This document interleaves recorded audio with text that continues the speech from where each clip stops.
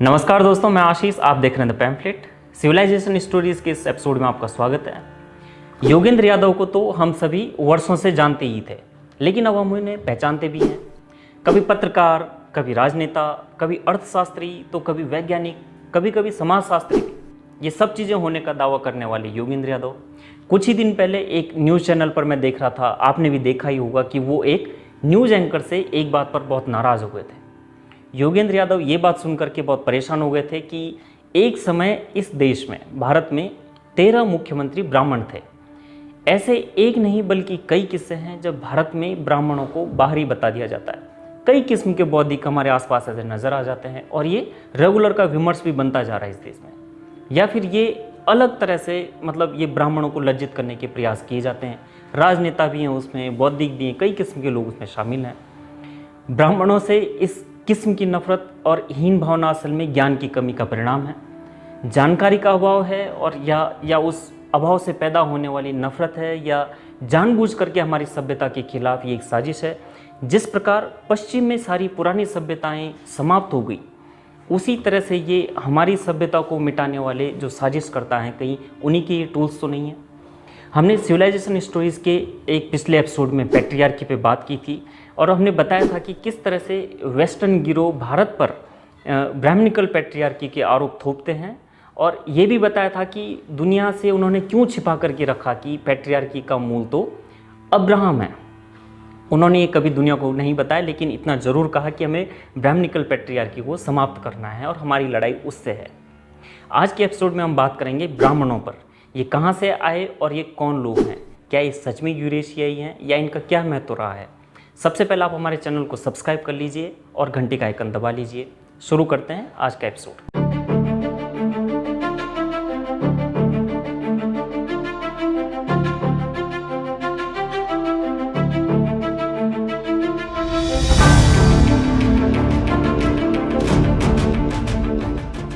ब्राह्मण असल में कोई एक इंसान नहीं था, ये इंसान की विजडम से जुड़ी हुई शब्दावली थी।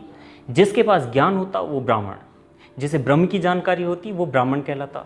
गुप्त काल तक की अगर हम बात करें तो गुरुकुलों में हमारे वेद हो गए, हमारे उपनिषद हो गए, शास्त्र हो गए, मौखिक रूप से कई सदियों तक ये परंपरागत रूप से आगे बढ़ते रहे।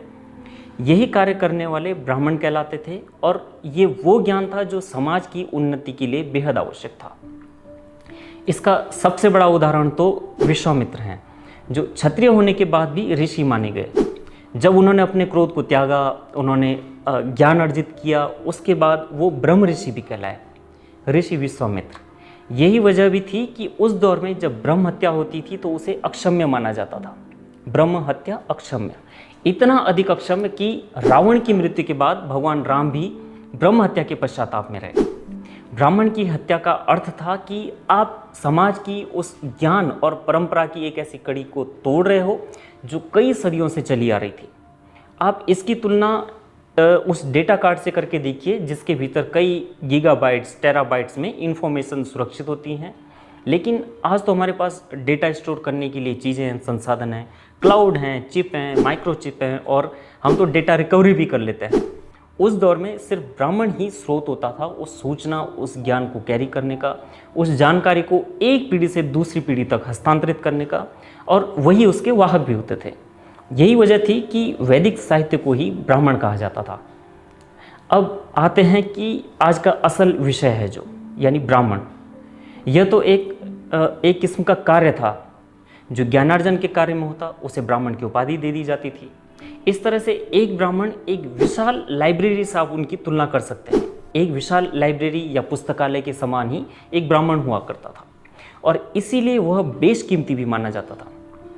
उस ब्राह्मण के ज्ञान के कारण ही क्षत्रिय ब्राह्मण की रक्षा का उसको अपना धर्म मानते थे। असल में उस ज्ञान की रक्षा करने की प्रतिबद्धता है जो सदियों से उस लाइब्रेरी के रूप में चली आ रही थी। अब आप एक लाइब्रेरी यानी पुस्तकालय की उसकी इम्पोर्टेंस देखिए। जब भी कोई पुस्तकालय नष्ट किया जाता था, उस पुस्तकालय को आग के हवाले किया जाता था, तो पुस्तकालय के साथ साथ पूरी सभ्यता भी नष्ट हो जाती थी। यही वजह थी कि पश्चिम से जब भी लोग यहाँ पर आए, उन्होंने सबसे पहले ज्ञान को ख़त्म करने की परंपरा अपनाई। यहाँ की धरती पर जो कुछ भी यहाँ का बौद्धिक चिंतन था, यहाँ का जो कुछ भी मौलिक चिंतन था, उन्होंने उसे ही तबाह करने को अपनी प्रायोरिटी बनाया। पुस्तकालय से मुझे एक और पुस्तकालय भी याद आता है, अलेक्जेंड्रिया। आपने भी सुना होगा। अलेक्जेंड्रिया कभी सबसे बड़ा पुस्तकालय हुआ करता था, सबसे बड़ी लाइब्रेरी हुआ करती थी, लेकिन कुछ कुछ रेडिकल क्रिश्चियंस थे, उन्होंने उसे समाप्त कर दिया, अलेक्जेंड्रिया के पुस्तकालय को। ये वो लोग थे जो कुछ भी समझने को तैयार नहीं होते थे, जिनकी समझ में कुछ आता भी नहीं था। ये उसी पतनशील रोम साम्राज्य की बात है जहाँ पर हिपेशिया भी रहा करती थी। हिपेशिया दार्शनिक, फिलोसफर, गणितज्ञ थी और खगोलविद भी थी। उसके भीतर तर्क शक्ति थी और उसके अंदर बहुत आत्मविश्वास भी था। ये वो स्त्री थी जो रोमन साम्राज्य में मौजूद जो दकियानुसी विचारधाराएं थी उनके खिलाफ बगावत कर दी थी हिपेशिया ने। आप इसके बारे में पढ़ भी सकते हैं। वो जो कुछ भी कहती सौरमंडल के बारे में, वो क्रिश्चियंस को पसंद नहीं आता था, क्योंकि उसकी कही हुई बातें, हिपेशिया की कही हुई बातें ईसाइयों की पवित्र किताब बाइबल से मेल नहीं खाती थी और उन्हें लगता था कि ये उसके खिलाफ है। इसीलिए ईसाई धर्म को मानने वाले लोगों ने उस पर पाबंदियां लगा दी। उन्हें हिपेशिया से इतनी ज़्यादा नफरत थी कि खुद उसके क्रिश्चियन स्टूडेंट्स ने टूटे हुए जो मिट्टी के बर्तन होते थे उससे उसके शरीर को काटा गया। कैथोलिक चर्च के कहने पर हिपेशिया की मॉब लिंचिंग करा दी गई थी और वहाँ का जो पुस्तकालय था उसको ख़त्म कर दिया गया था। यही सब भारत के प्राचीन पुस्तकालयों के साथ भी किया गया। नालंदा के विशाल पुस्तकालय को जला दिया गया। कट्टरपंथियों ने जहाँ ज्ञान देखा उसे निशाना बनाया और सिर्फ उसे ही ख़त्म नहीं किया बल्कि अपना ज्ञान भी उन पर, उस पूरे जो ज्योग्राफिकल एरिया था, जो भौगोलिक क्षेत्र था, उस पर थोपना शुरू कर दिया। कट्टरपंथियों ने जहाँ भी ज्ञान देखा उन्होंने उसे नष्ट करने की ही योजना बनाई। इसका एक उदाहरण मलाला भी है। मलाला यूसुफजई, आपने नाम सुना होगा। मलाला उस वक्त ही शिक्षा की वकालत कर रही थी जब तालिबान शिक्षा लेने वालों को बेशर्म बता रहा था, उन्हें मजहब के खिलाफ बता रहा था। उस मलाला पर भी हमला किया गया। वो तो भला हो बीबीसी का जिसने उसे बचा लिया, उसको पॉपुलैरिटी मिल गई, वो चर्चा में आ गई। उसके मलाला के जो अब्बा थे वो भी टीचर थे और पश्चिमी देशों में उनकी अच्छी ठीक ठाक यारी दोस्ती थी, तो मलाला थोड़ा सा चर्चा में आ गई। जबकि भारत के संदर्भ में बीबीसी ने कभी ऐसा बचाव वाला रुख नहीं अपनाया। भारत के बारे में बीबीसी ने ऐसी बातें नहीं की। जैसे नालंदा के विषय की कभी बीबीसी को आप उसकी पैरवी करते हुए नहीं देखेंगे। भारत में ब्राह्मणों के बचाव में बीबीसी कभी नहीं आता है। ये वजह भी है कि दुनिया भर के और खुद भारत के जो लेफ्टिस्ट हैं, जो वामपंथी हैं, वो ब्राह्मणों से इतनी नफरत करते हैं। ये स्मैश ब्राह्मणिकल पैट्रियार्की वाले नारे देते हैं, यानी ब्राह्मणवाद का अंत लेफ्टिस्ट वामपंथियों की जुबान पर मिलता है। सोशल मीडिया पर तो ये चलन भी बन रहा है। वो मनु को भी निशाना बनाते हैं, जबकि मनु तो ब्राह्मण नहीं बल्कि क्षत्रिय राजा थे। सोचिए कि ऐसा क्यों। यही वजह थी कि भारत में नालंदा और तक्षशिला को नष्ट कर दिया गया। वह ऐसा करके सिर्फ किताबों को नहीं खत्म कर रहे थे, बल्कि असल में वो पूरी सभ्यता को ही नष्ट करना चाहते थे। उस डेटा बैंक को नष्ट करना चाहते थे जो भारत की नींव था, जो यहाँ की बुनियाद था, यहाँ का मौलिक चिंतन, यहाँ की सोच और विचार। यानी एक बात तो तय है कि बात चाहे मिस्र की करें, रोमन साम्राज्य की करें या फिर भारत की, ये हर जगह अब्राहमिक रिलीजन से जुड़े हुए लोग थे जो ज्ञान को ख़त्म करना चाहते थे। शायद यही वजह भी है कि टीवी चैनल्स पर ब्राह्मण शब्द सुनते ही सलीम यादव का दुख फूट पड़ा। वो दुखी हो गए। जब मुगल तुर्क आक्रांता भारत आए तो उन्होंने सबसे पहले यहाँ के पुस्तकालयों को जलाया, नालंदा को तबाह किया, मंदिर में रहने वाले ब्राह्मणों को चुन चुन करके निशाना बनाया। यही वजह आज भी दिखाई देती है जब पश्चिमी देश कहते हैं कि स्मैश ब्राह्मणिकल पैट्रियार्की, जो ब्राह्मणिकल पैट्रियार्की है उसको ख़त्म करो। आज भी उनका मकसद उस परंपरा को पूरी तरह से नष्ट करना है जिससे वो खुद को सबसे अधिक असुरक्षित महसूस करते हैं।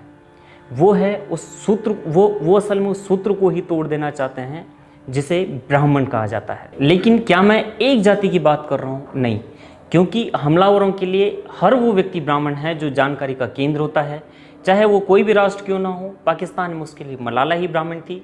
इस्लामिस्टों ने जब मलाला को निशाना बनाया तो वो किस चीज़ पर हमला कर रहे थे, आप खुद सोचिए। यही वजह है कि योगेंद्र यादव जैसे लोग इस बात से आहत हो जाते हैं कि किसी समय देश में 13 ब्राह्मण मुख्यमंत्री थे, उन्होंने नालंदा को तो तोड़ा और अब ब्राह्मणवादी समाज को नष्ट करने के नारे लगाते हैं। लेकिन हुआ क्या, उनके हाथ क्या आया? आपने वो कहावत सुनी होगी कि दे try to bury us, they didn't know we are seeds, यानी उन्होंने हमें दबाना चाहा लेकिन वो ये नहीं जानते थे कि हम बीज हैं। आपको सिविलाइजेशन स्टोरीज़ का ये एपिसोड कैसा लगा हमें ज़रूर बताइए। चैनल को सब्सक्राइब करना बिल्कुल ना भूलिए और हमारा कंटेंट शेयर भी करते रहिए। देखते रहिए द पैम्फलेट। धन्यवाद।